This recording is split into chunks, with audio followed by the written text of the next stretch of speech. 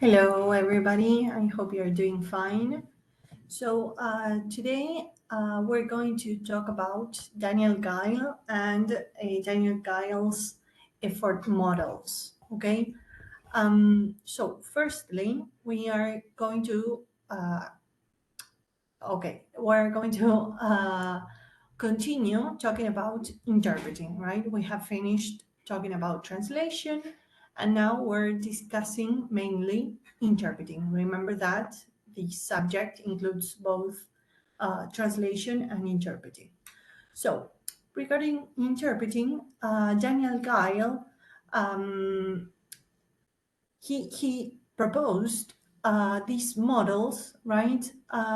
When he started asking why why it was that interpreters made so many mistakes when interpreting, right?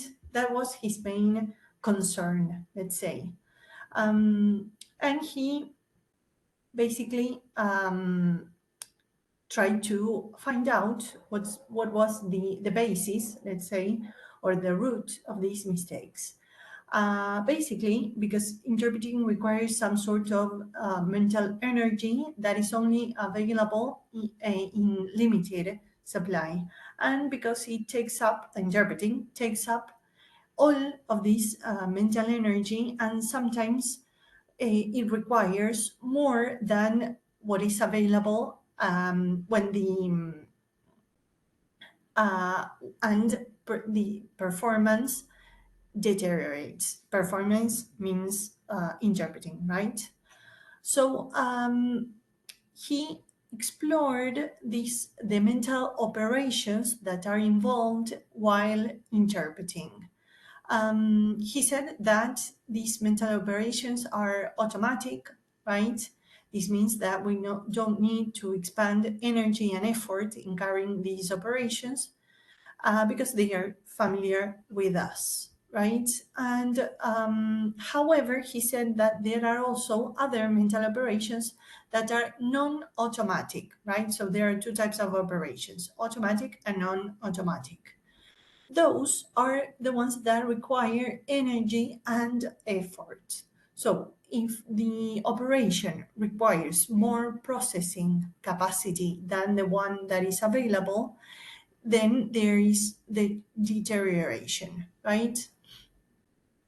So in any interpreting situation, right, there are three specific efforts at play: listening, analysis effort, and the speech production effort. And there's a fourth one that is the memory effort. Okay, so going to the first one, okay, firstly, the listening and analysis effort. He included them both into one, okay, so that's why some say that there's actually three, and Daniel Geil says there are three, and some others say there are four. So, but you can divide them into two, the first one, or say that it's only one, it's okay.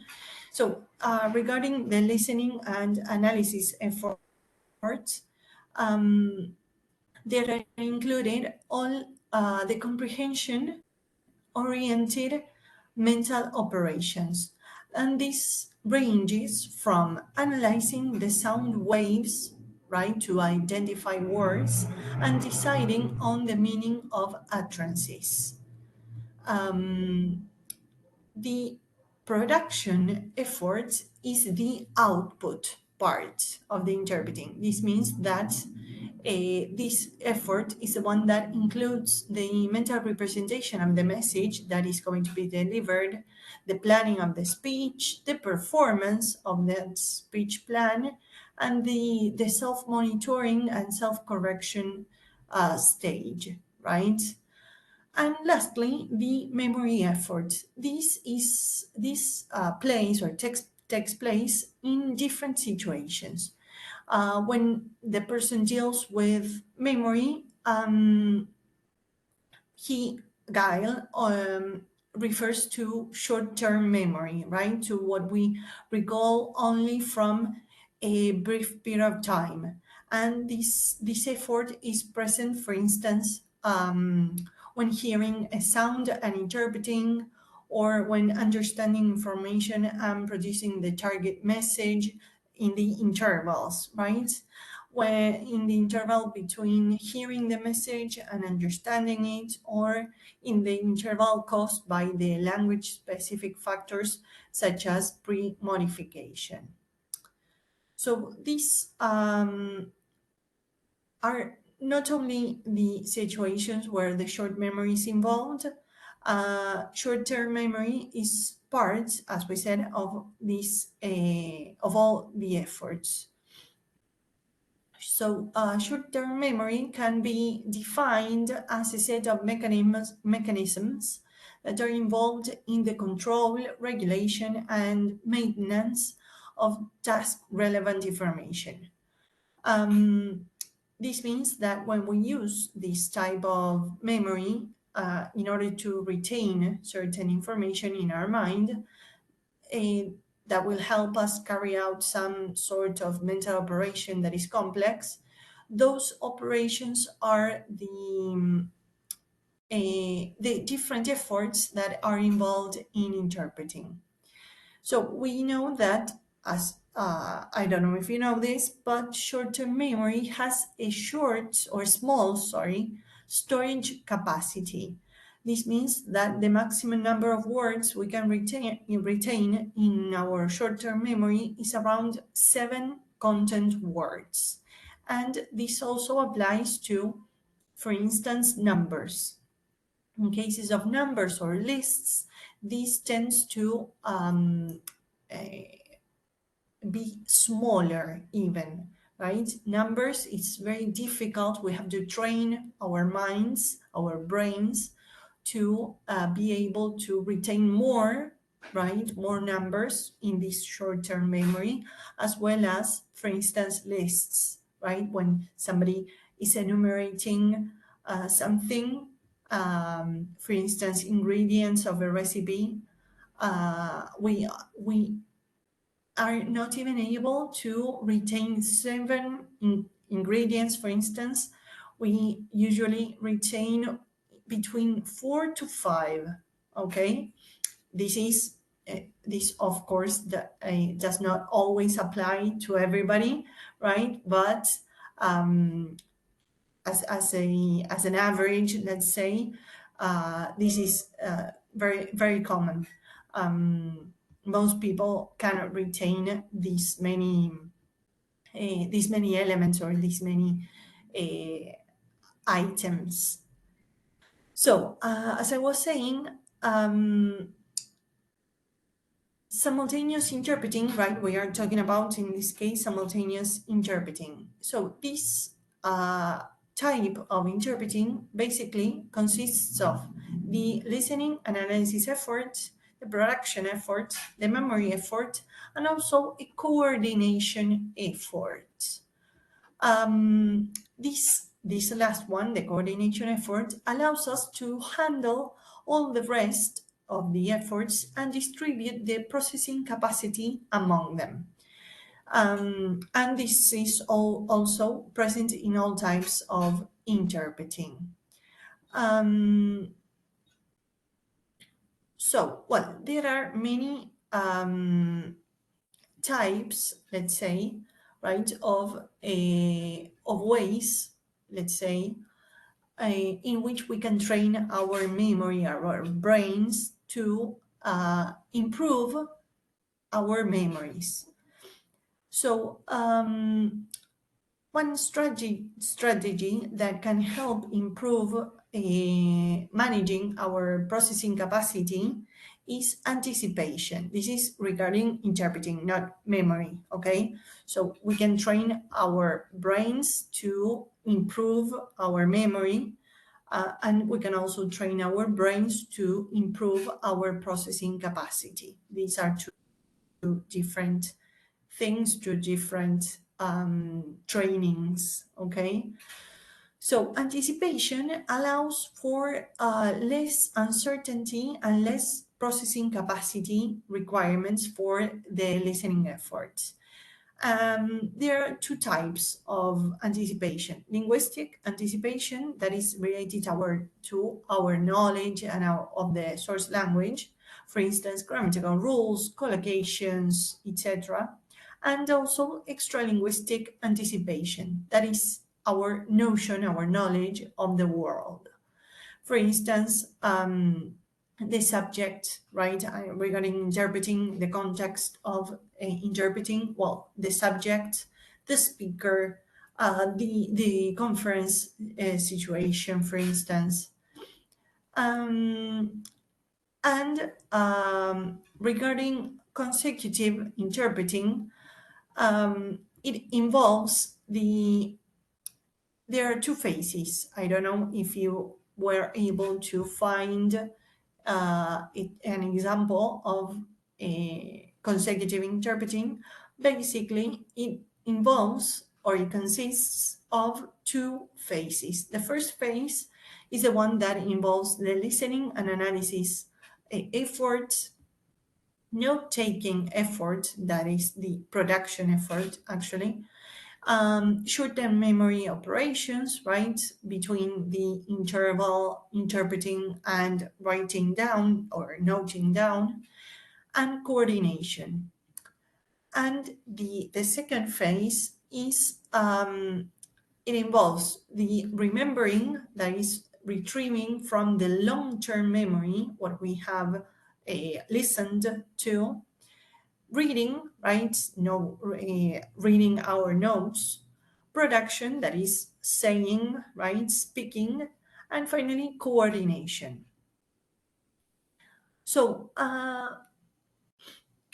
in this type of interpreting, Guile points out that this type of interpreting is different from all other forms or all other modes of interpreting because it includes a process that is not present in any of the others, that is taking notes. That is the reason why the efforts are divided into two phases, right?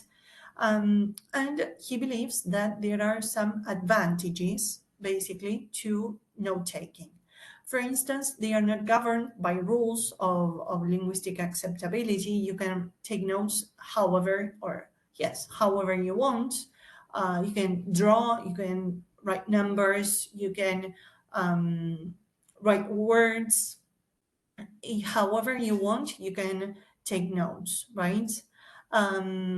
They may be reduced to devote more processing capacity um, a, to the listening effort, right? And without affecting the production efforts.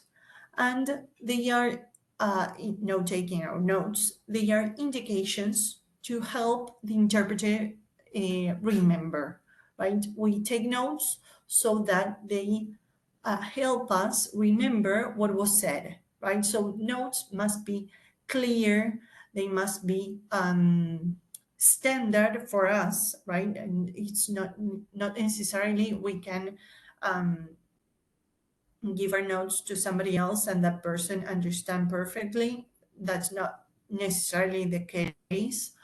Um, but they must be familiar to us, right? So that we know what we are talking about. We are used to that note, right? What that drawing or that the arrow. We know that, for instance, you can draw an arrow to the right, right? So that means after, right? Afterwards, something like that. So you have to be very clear, right? And bear in mind that you cannot invent because you won't remember in that moment, right? If you use them all the time and you said that you wanted to invent some notes, some drawings, some I don't know, whatever doodles, and you have to use them, right, frequently for you to help you remember. Also, there are some people who use kind of glossaries, right, that they have some drawings, some doodles or whatever that help them know what they mean, right? For instance, in Spanish, la E mayúscula con un círculo, en mi caso, es estado. Y lo uso siempre, lo usaba yo para la facultad cuando estudiaba, y después para interpretar me sirvió mucho, incluso lo usaba en mis notas en inglés. Escribía la E mayúscula con el círculo y yo sabía que eso quería decir estado en castellano y state en inglés. Entonces, y state como el estado, no el estado físico, el estado sentimental, no, el estado como institución, ¿verdad? Pero son esas palabras, dibujos, garabatos o lo que sea, flechas, no importa, lo que a ustedes les resulte, pero que ustedes tienen que saber o tienen que estar acostumbrados a esa forma, esa nota para poder utilizarla y para poder saber qué quiere decir, cuál es su significado, ¿sí?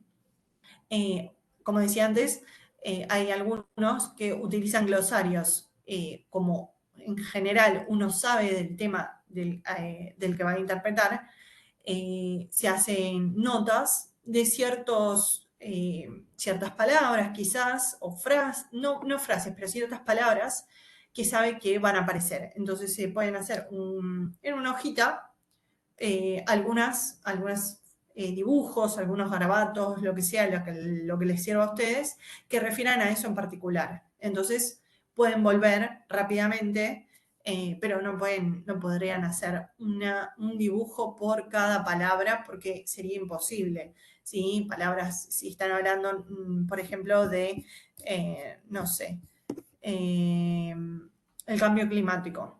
Dicen, bueno,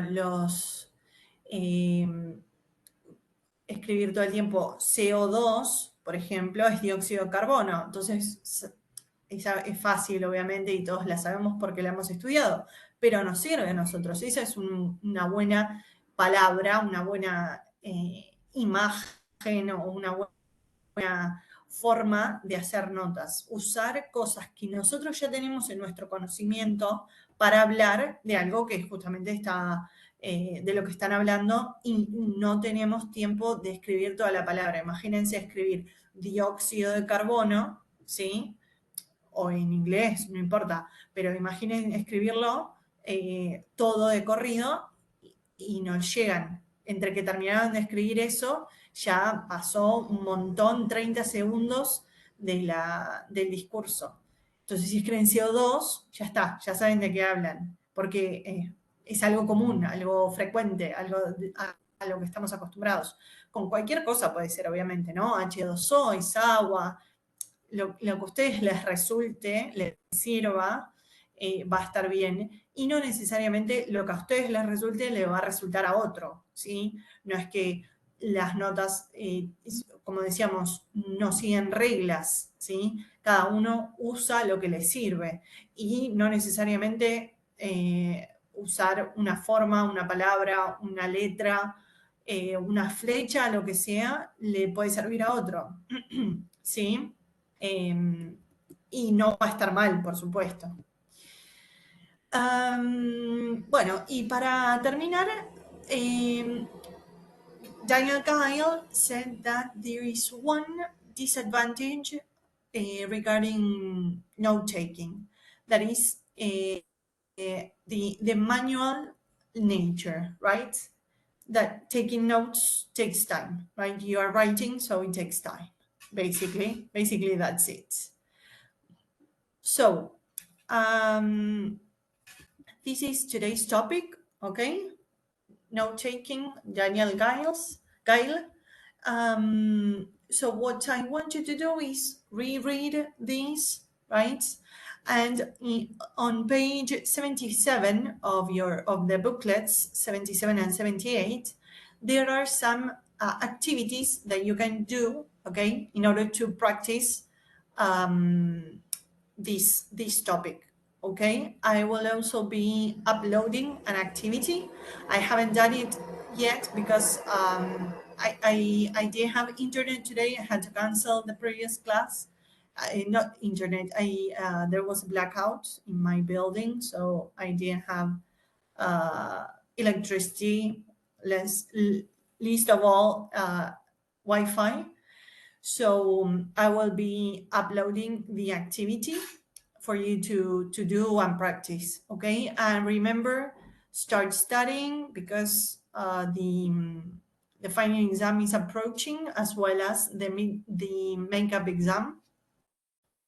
Um, you already have the dates. I've already posted them.